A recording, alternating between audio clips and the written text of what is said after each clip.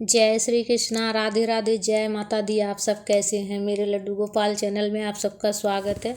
आज मैं आप सबके साथ शेयर करूंगी नवरात्रि में महाअष्टमी को डलिया किस प्रकार से भरेंगे। और डलिया देखिए, सुहाग की लंबी आयु के लिए भरा जाता है, सुहाग की सलामती के लिए डलिया भरा जाता है। तो देखिए, अष्टमी के दिन माता रानी की पूजा करने के बाद उसी समय डलिया भरा जाता है। तो डलिया आप घर में भी भर सकते हैं या फिर अगल बगल कहीं मंदिर हो माता रानी के तो वहाँ भी जाकर डलिया भर के आप माता रानी को चढ़ा सकते हैं। या फिर माता रानी का पंडाल लगा हो तो वहाँ जाकर भी आप डलिया भर के चढ़ा सकते हैं। और घर में भी बिल्कुल सरल विधि से इस प्रकार से आप चढ़ा सकते हैं। तो डलिया देखिए, अगर बांस का मिले तो आप बांस का ले लें, अगर बांस का डलिया ना मिले तो आप प्लास्टिक का भी इस तरह से ले सकते हैं। और डलिया में देखिए, पान और पुष्प और अक्षत, चावल, तो पान और थोड़ा सा चावल और फूल रखना है डलिया में। और चुनरी मैं रख रही हूँ, अगर चुनरी मिले तो चुनरी ले लीजिए, या फिर आपको कपड़ा लाल रंग का कपड़ा मिले तो ले लीजिए। तो आप कपड़ा भी डलिया में रख सकते हैं या फिर चुनरी भी रख सकते हैं। तो बिल्कुल सरल विधि से मैं बता रही हूँ फ्रेंड्स। और इसमें 5 तरह का फल या फिर 2 तरह का भी फल चढ़ा सकते हैं, डलिया में भर सकते हैं आप। और पानी वाला नारियल होना चाहिए। तो पूरा मतलब फल फूल इसलिए भरा जाता है कि ताकि हमारा सुहाग फले फूले। तो इसीलिए से सुहाग के लंबी आयु के लिए डलिया ज़रूर भरे। और फल के साथ सुहाग की सामग्री भी चढ़ाया जाता है, डलिया में भरा जाता है। और नारियल, पानी वाला नारियल डलिया में चढ़ाना है। डलिया में पानी वाला नारियल ही भरे और हिलाकर देख लें कि पानी वाला नारियल होना चाहिए। तो बिल्कुल सरल विधि से मैं बता रही हूँ फ्रेंड्स। अगर अगल बगल मंदिर हो तो मंदिर में आप जाकर डलिया भर के माता रानी को चढ़ाएं, और या फिर घर में भी आप चढ़ा सकते हैं। और मिठाई में बतासा या फिर लड्डू डलिया में ज़रूर भरे।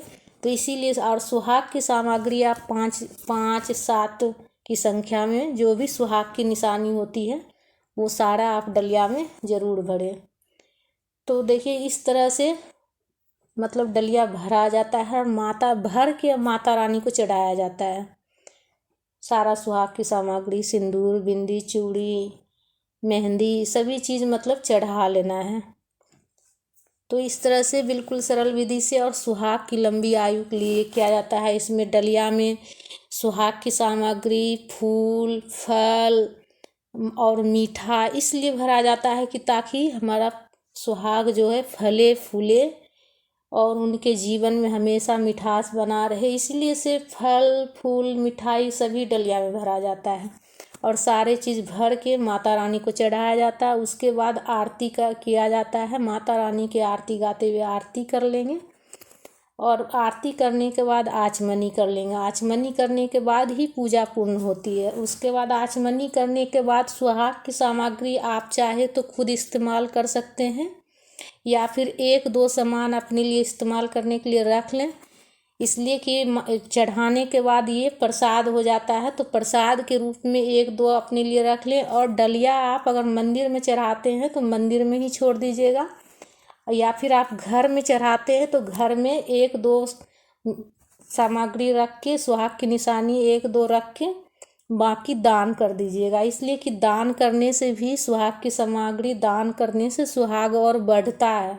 तो इसीलिए दान कर दीजिएगा, मंदिर में दान कर दीजिएगा, या फिर कोई सुहागन हो तो सुहागन को भी आप दान कर सकते हैं, ब्राह्मण को दान कर सकते हैं। तो दान कर दीजिएगा, दान करने से सुहाग बढ़ता है। तो फ्रेंड्स, हमारा ये वीडियो आप सबको कैसा लगा? अगर अच्छा लगा तो लाइक ज़रूर कीजिएगा। और हमारे चैनल पर अगर नए हैं तो सब्सक्राइब करके घंटी वाले चिन्ह को दबा दीजिएगा, ताकि जब भी कोई नया वीडियो डाले तो सबसे पहले आप तक पहुँचे। और इस दिन अगर आप व्रत करना चाहते तो व्रत में आप मीठा भी खा सकते हैं। इसलिए कि अष्टमी की पूजा में मीठा खाया जाता है, तो मीठा खा सकते हैं। तो प्रेम से बोलिए जय माता दी, जय माता दी। कमेंट में जय माता दी ज़रूर लिखिएगा अगर वीडियो पसंद आया हो तो। जय माता दी। और डलिया ज़रूर भरिएगा, पति की लंबी आयु के लिए डलिया ज़रूर भरिएगा फ्रेंड्स। इस तरह से सरल विधि से डलिया ज़रूर भरिएगा।